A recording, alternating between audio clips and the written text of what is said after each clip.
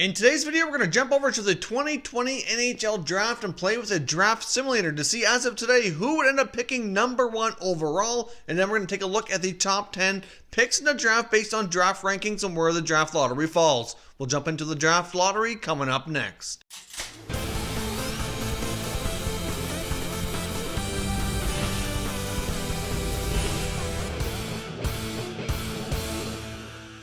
So welcome back here to Top Shelf Hockey. Now, as I mentioned today, we're going to take a look at the 2020 NHL Draft. We're going to take a look at today's NHL standings and where these teams might actually end up picking. Of course, Tankathon.com is a resource we're using today, which allows us to do a draft lottery simulation, which basically allows us to put all the lottery balls in the big machine, hit the button, and see where the chips fall, who would end up picking first overall. Now, we did one of these videos about 4 or 5 weeks ago, and at that point, the Ottawa Senators were fortunate enough to win the draft lottery and ended up picking first. Of course, the Senators have 2 first-round picks, as they also have the first-round pick of the Sharks as well. So if the Sharks don't end up making the playoffs, they could end up with 2 balls in the lottery, which would certainly be a huge benefit to them and might make that Erik Karlsson trade look a lot better down the road if that player really turns out to be a top guy for their team. Now, of course, today things have worked out a little bit differently, and I'll unveil the draft lottery simulation results here momentarily. And of course, we're also going to take a look and compare the draft rankings for the top 10 selections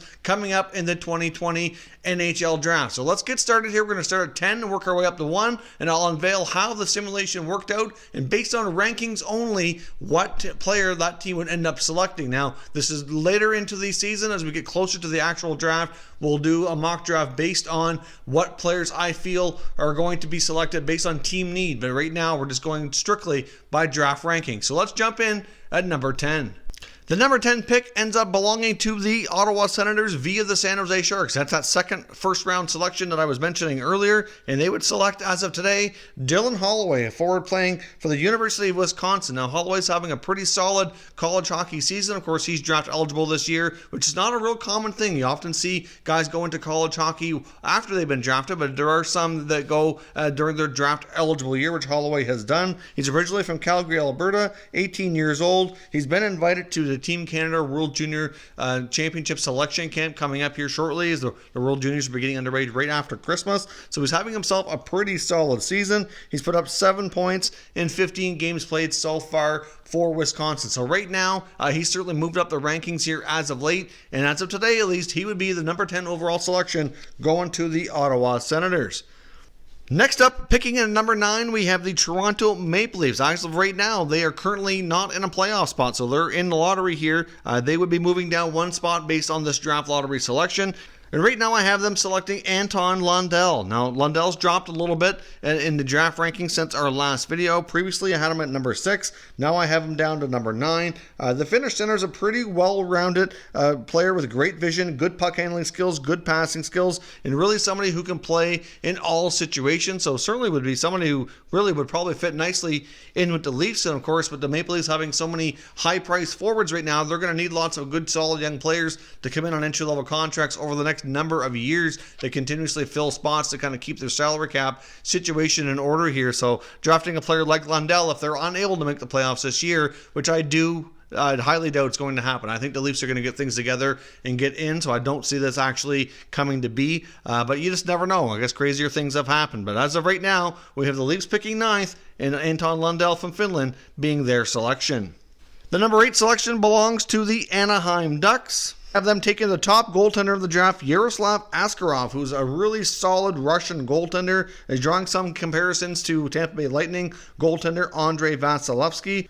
Now, there's a few other teams here as well in the top 10 who could certainly use a really solid, franchise type of goaltender. The Ducks are certainly in good shape for the time being with John Gibson, but it's hard to pass up a goaltender like this if you're picking in the top 10. This guy is really, really solid and getting all kinds of hype, all kinds of attention. Previously in the last draft video, we also had him at number 8. So for right now, he's staying put number 8, and he would go to the Anaheim Ducks this time around.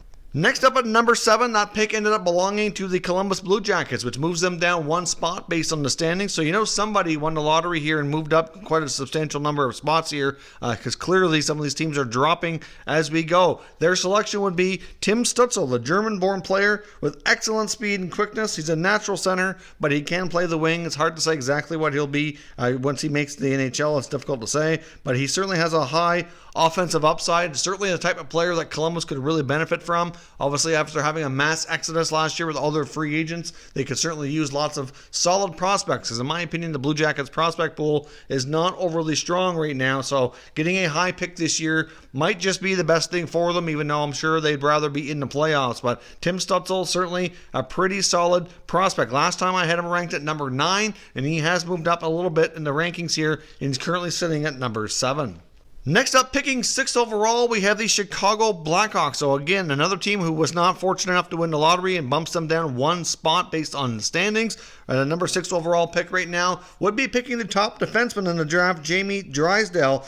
He's an elite skater from the OHL, power play quarterback, all kinds of offensive upside. There's not a real deep draft here for defensemen. It's really forward heavy. As you can see by the end of this video, there's not a ton of D here that are really going to be going real high in this draft, but Jamie Drysdale is certainly the player to be watch out for in that selection. Now, in my opinion, Chicago doesn't really need yet another solid defensive prospect. They have plenty in their organization, and should they end up picking there, I think they'd probably go in another direction. No offense to Drysdale, but I think they'd pick a forward. They certainly have picked a lot of D in recent years.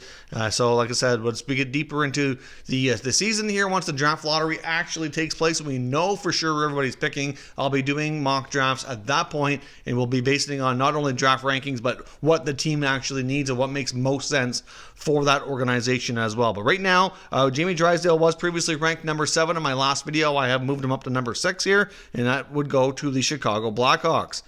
Now, next up at number 5, we have the Ottawa Senators. So they weren't so lucky this time around like they were in the first video. That bumps them down one spot. Of course, since that video as well, they certainly have moved up in the standings after doing a lot better in more recent games in the last 3 to 4 weeks here. They've recently had a nice winning streak followed by a nice losing streak, which they recently ended against Edmonton as well. So we'll see how they go. But they've certainly moved up a few spots in the standings. So right now, that would put them picking 5th overall, where we have them selecting Alexander HOLTZ. Now, HOLTZ is a very skilled offensive player. He's a legit true goal scorer. It's a very impressive shot. He's a smart player. He's got great vision. If HOLTZ does have a weakness, it probably would be his skating. Not that it's really all that bad, but it's just not as strong as the players that are ranked ahead of him here. Last video, he was ranked number 5, and we still have him in that same spot. So he's holding steady there and would currently go to the Ottawa Senators this time around.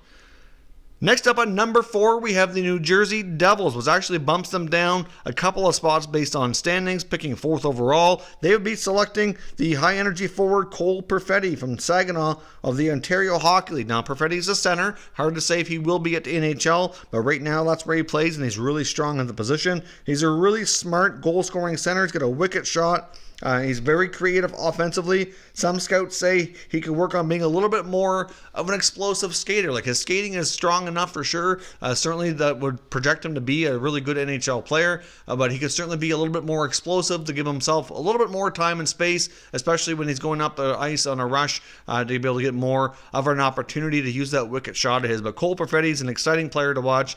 He's another player invited to Team Canada's World Junior Championship selection opportunity there, so likely he does play. I would think the odds are pretty solid for him to make that club and really put himself on display to boast himself even further. But last video, he was ranked number 4th. We had him going 4th overall, and this time he again goes 4th, but this time to the New Jersey Devils. Picking 3rd overall, we have the Los Angeles Kings, which is exactly where they would be based on standing. So the odds certainly worked out for them in this draft lottery. The 3rd overall selection this time around we have as being Lucas Raymond. Of course, Lucas Raymond's a very well-rounded, highly skilled, well-rounded winger with exceptional hockey sense. He's got great speed. He's a terrific skater, great hands as well. and he's also pretty strong defensively. So he's a really solid two-way player and is really tough to play against. His opponents do not enjoy playing against Raymond. He's really good in many situations and can be difficult to play against, as I mentioned. So Los Angeles could certainly benefit from this type of player. Certainly picking high again in the draft would be great for the Kings as they continue to move forward with this rebuild. I would fully suspect that they will be a team to watch who might be moving some other assets as we get closer to the trade deadline, and would not be surprised to see them trying to acquire additional first-round picks if they're able to go ahead and do so, because this draft is pretty deep, is pretty loaded, and if they can get more from some of their veterans, that would really be that much more of a help to move their rebuild forward. Now, next up in the draft, moving up substantially, is the Calgary Flames. Now, they're another team that I would not be surprised, like I said with the Maple Leafs, that they get their act together and get themselves into the playoffs. In fact, I got a playoff video where I recently predicted that as well. So, certainly something that would not be surprising, but they would move up 7 spots based on the standings as I record this video. The Calgary Flames could really benefit from this, and they'd be selecting the second top player in the draft, Quinton Byfield from Sudbury of the Ontario Hockey League. Now, Quinton Byfield is a really big body center. He's over 6'4". He's going to be a great mix of speed, skill, and strength, and certainly projects to be a franchise type of center iceman that you can really build around. He'd be a huge difference maker, I think, for any team, but they're already pretty strong in their top line with having Sean Monahan be the top center. You put Byfield in there, and really Monahan's still relatively young. That would be a huge boost for the Flames. If they do not get their act together and they miss the playoffs and this luck could come through for them and pick Byfield, that would be a game changer for the Flames and would really make them a much stronger contender once you get adjusted and adapted here to the NHL. Now, picking first overall is a team who actually has the best odds to do so right now, and that's the Detroit Red Wings. Of course, Detroit is proven to be this year's worst team, at least so far this year. There's not a whole lot to cheer for Red Wings fans unless you're looking at something like this for the draft lottery, and they could certainly benefit from having that first overall selection. It's been a really long time since the Red Wings have picked first overall.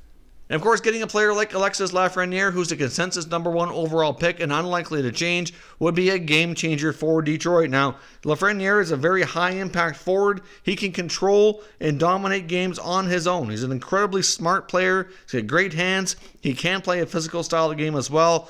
He certainly has a lot of points going on, put up 105 points last year. Likely going to be a top draw for Team Canada at the World Juniors and be on display here yet again. Of course, he plays for the same junior team that Sidney Crosby did, so he does draw a lot of comparisons, not so much for the type of play, but for the points and the type of production he's putting up in the QMJHL. But Lafreniere is going to be a solid hockey player. He is a winger, so it's debatable, and if he'll be as strong as some of the other top first overall picks like we've seen with like a McDavid or a Matthews, only time will tell, or even like a Sidney Crosby. Of course, those guys end up being franchise-altering centers and really prove to be the top players on their team and in the game and as a whole, really worldwide. We'll see how Lafreniere stacks up once he's had a chance to play, but he's certainly a game changer for the Red Wings. So that's how everything worked out this time around for the Draft Lottery Simulator. Of course, as always, want to know your thoughts and opinions. Who needs Alexis Lafreniere the most? What player would you be most excited about for your favorite team to be acquiring at the 2020 draft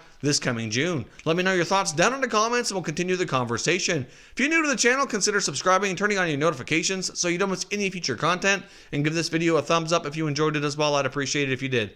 As always, thank you for watching, and I will catch you next time.